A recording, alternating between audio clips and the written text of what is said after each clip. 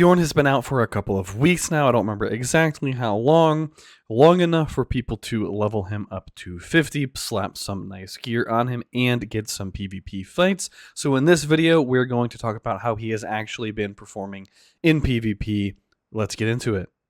Alright, we'll start things off by taking a look at a couple of reports. TheViper sent these to me. He has Beorn at level 50, respect like 7 or 8 or so. I haven't done the exact math, but it is slightly higher than respect 5, and he has some pretty sweet gear, not like super omega level full gold star gold gear, but very solid gear overall, especially this cleave axe. You can see his build here. We'll talk about that a little bit later on in the video. The first report, he's fighting a Sunend who has relatively solid gear as well. I would say that Viper has a bit of a gear advantage since all of his purple gear is fully refined, and my rule of thumb is kind of purple gear that's fully refined tends to be better than gold gear until you hit about 3 stars on your gold gear. There are some obvious exceptions, but that's out of the scope of this video. I will point out that Mushroom's Sunid was a little bit damaged, not like severely, not cripplingly so.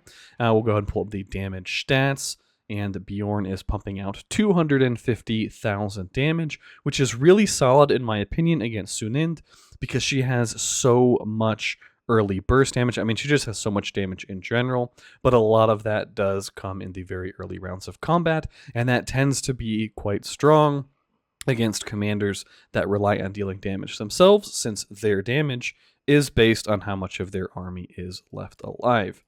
Report number 2 is against a Gorbag. This Gorbag has pretty solid gear as well. 4-star refined Glaive of Munis Morgul, with those being 4 gold stars, and fully refined purples, plus a mithril coat. So again, I do think that Viper has a bit of a gear advantage here, and in this fight, he did about 260,000 commander damage. So these numbers aren't absolutely ridiculous, but in my opinion, they are very, very respectable and pretty close to the sort of numbers that commanders like Gimli and Dane would be putting out in these fights. Now, I will point out that these are kind of, I don't know if we would say as good as it's going to get for Beorn. These armies contain orc units, which is important to point out due to his R5 title, Enemy of the Orcs, which does a whole bunch of extra damage and specifically targets orc units. So when there are not orcs in the enemy army, you're really losing a lot of value from this title. However, I think it is still the best skill build that he can go, at least currently. However, I'll also point out as a counterpoint that in these fights, Beorn does not have access to Beornings, so his points in the R3 title are effectively, not even effectively, they are actually wasted points, because this only impacts Beornings. So while he is taking advantageous fights in the sense that he's fighting orcs, he is also losing some potential because he does not have Beornings in these fights. As far as gear goes, this guy wants to stack as much might as possible, and I'll talk about why when I get to the skill build, although I do believe I mentioned why in my initial Beorn video. So Axe of Khazad-dûm with Cleave is pretty much the best in slot weapon for this guy, in my opinion. It has the most might of any gold weapon, and dealing extra physical damage is always a good thing. He's also running a scale mail with Gallant, which is a great choice. I believe as far as good side purple equipment goes, this has the most might that you can get on a purple. It's a little bit higher than even a superior halberd. I could see an argument for superior halberd with melee vigor. You would be losing a little bit of might, I think like 6 points of might, something like that, but you would also be gaining percent damage reduction. Either way, this is a great item. Superior halberd would be good as well, and a full helm is the perfect choice here because it has, once again, the most might of any purple item in the game, at least for good factions, and melee vigor is really nice for damage commanders. I could also see using something like a brutal helm with melee vigor. You would be trading some might for some extra survivability because the brutal helm will be giving you plus 3 HP and will still have the melee vigor stat. And Hithlane with Bane of Orcs, definitely a good accessory for him, as for an accessory, it has a decent amount of might. Obviously, not the most might ever. If you're looking for a gold item, either his unique or like Ent Drought Calabash would be a good option. If you're definitely going to be running Beornings, you could even look into Belt of the Citadel, as that does have more might than Ent Drought Calabash. Unless you have a highly refined Ent Drought Calabash with Nature's Gift. That's getting a little bit specific for this video. He does have the Bane of Orcs modifier because we've been fighting evil a lot. And so obviously they're going to be bringing orc units, particularly Sunend and Gorbag, and the guys we're fighting use a lot of those. You could use a Mend Hithlane instead, but in general, for a purple accessory, I do think that Hithlane is the way to go because it has some amount of might and is giving army HP. Although I really think gold accessories are where this guy is going to excel due to the fact that you can stack a lot more might on a gold accessory. And as for why you want to stack a whole bunch of might, it is because of the Skin Changer title. You shapeshift on round 4 into a bear, which is like the most Giga Chad thing ever, by the way. And you gain plus 60% might until the end of battle. Did not mean to click on Sunan.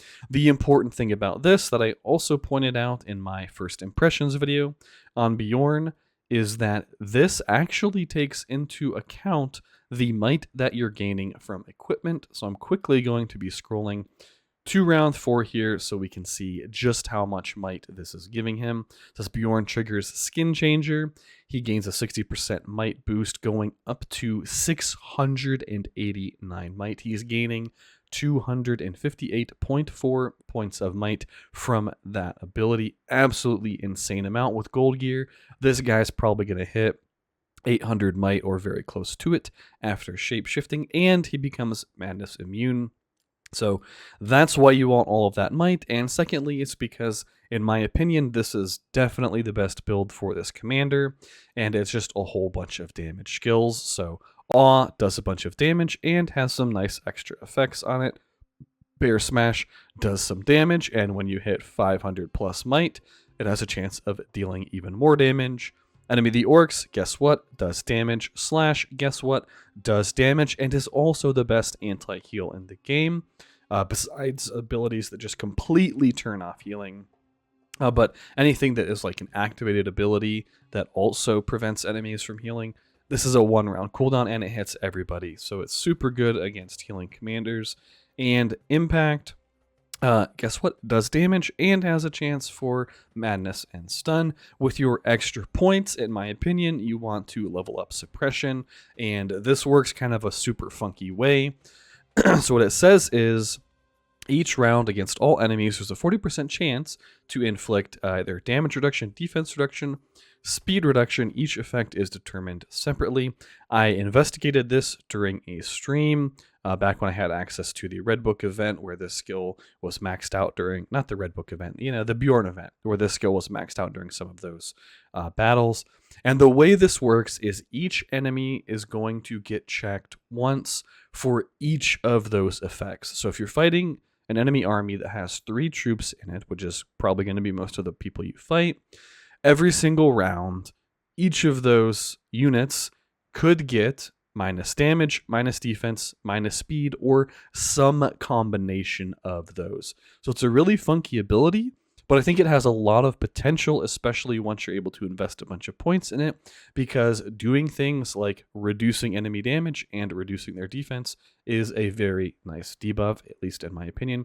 Also, since this goes off every single round, it's not as prone to cleanse effects as things that are like a blanket effects, like Radagast's Pacifism or Mouth of Sauron's Harbinger of Darkness. Those things can be cleansed off and they're never reapplied. So once they're gone, they're gone. This is going to hit every single round. So it's not like the most amazing skill ever in the game. However, I do think it is the best investment for your extra points. If you do have access to Beornings, I could see taking this to 15 of 15 rather than splitting the points between your R3 title and suppression itself. Alright guys, that is it for this video. Let me know what you think about Beorn down in the comments. Overall, I think this guy is going to be a viable commander. I don't think he's going to be completely broken or anything, but I do think he's going to be a reliable damage dealing commander and potentially extremely good if you have access to Beornings. But even if you don't, these results are quite solid, and thank you for watching.